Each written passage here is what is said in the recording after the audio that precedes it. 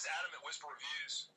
I'm on travel to outside the Austin, Texas area. I want to talk about product systems and total cost of ownership.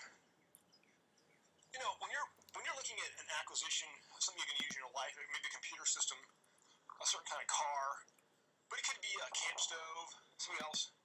It's important to look at what's called the total cost of ownership.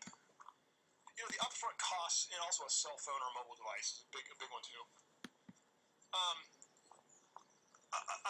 Initially, we cringe. We look at the upfront costs of an acquisition. We're like, can I do it?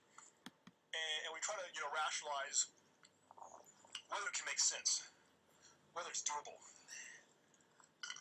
The other thing is, I gotta get.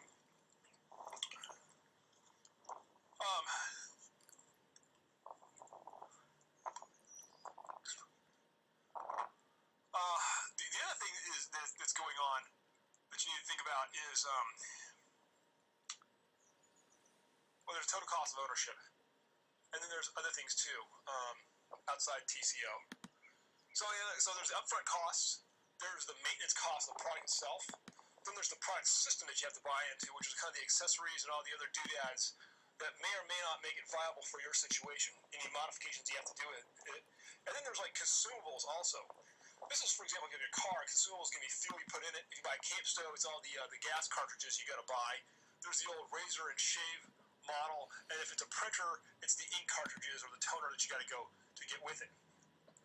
You got to factor in what you assume to be like the likely life of the product, the number of years, right in the beginning when you're buying it. Kind of like Stephen Covey says, you got to begin with the end in mind, and also what's the replacement for this thing. For that, you also need to know kind of the technology life cycle, how long this thing's going to last. So figure those 4 or 5 things together. There's the upfront cost of acquiring the product, assuming that you're allowed to buy it outright and you don't have to like lease it as you go, under like some sort of a term limit. So there's the upfront purchase price. There's the maintenance price on servicing it, supporting it. So what's that going to be? Then there's the consumables of the product. And then there's the accessories or the product system that you have to buy into, the overall product architecture as relevant to your whatever you need. And then you have to figure out the benefits also. A big part of the benefits are the competitive advantages, especially in a business situation, that it's going to give you. Are you playing catch-up, or is it getting you ahead of the game? Another thing you need to think about as you take this on. So those are those 4 parts of the acquisition, sort of the cost side. Then you look at benefits. You can look at competitive advantage. You need to look at where you are in the adoption curve or where you're comfortable.